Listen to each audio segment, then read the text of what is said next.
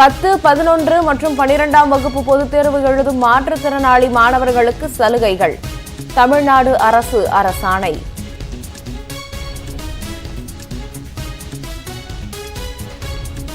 கேரள மாநிலம் கண்ணூரில் Marxist communist கட்சி சார்பில் இன்று சிறப்பு கருத்தரங்கம். முதலமைச்சர் மு க ஸ்டாலின் பங்கேற்று சிறப்புரை.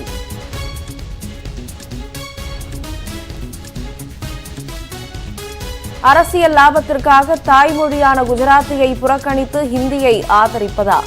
ஒன்றிய அமைச்சர் அமித்ஷாவுக்கு கர்நாடக முன்னாள் முதலமைச்சர் சித்தராமையா கண்டனம்.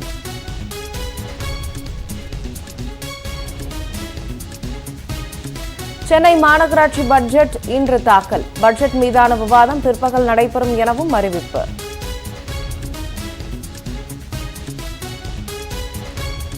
ஆங்கிலத்திற்கு பதிலாக ஹிந்தியை பயன்படுத்துங்கள் என சொல்வது இந்தியாவின் ஒருமைப்பாட்டுக்கு வேட்டு வைக்கும் செயல்.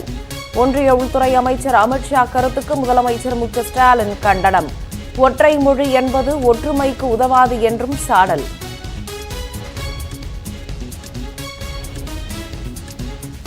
கடந்த 23 ஆண்டுகளில் இல்லாத உச்சம். ஒன்றிய அரசுக்கு வரி மூலம் 27 லட்சம் கோடி ரூபாய் வருவாய்.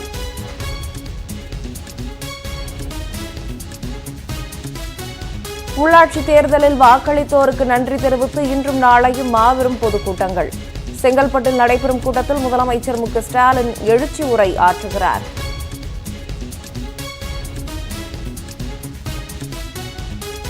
மும்பையை யூனியன் பிரதேசமாக மாற்ற சதி. ஒன்றிய அரசு மீது சிவசேனா பரபரப்பு குற்றச்சாட்டு.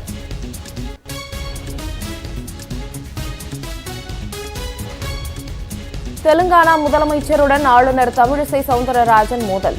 உள்துறை அமைச்சர் அமித்ஷாவிடம் புகார் அளித்துள்ளதாக பேட்டி.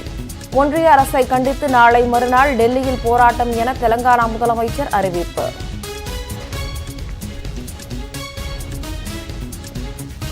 பாகிஸ்தான் பிரதமர் இம்ரான்கானுக்கு எதிரான நம்பிக்கையில்லா தீர்மானம். நாடாளுமன்றத்தில் இன்று வாக்கெடுப்பு.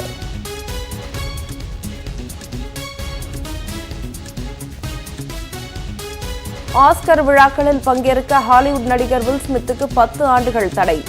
நடிகர் கிறிஸ் ராக்கை கன்னத்தில் அறைந்த விவகாரத்தில் ஆஸ்கர் அமைப்பு நடவடிக்கை.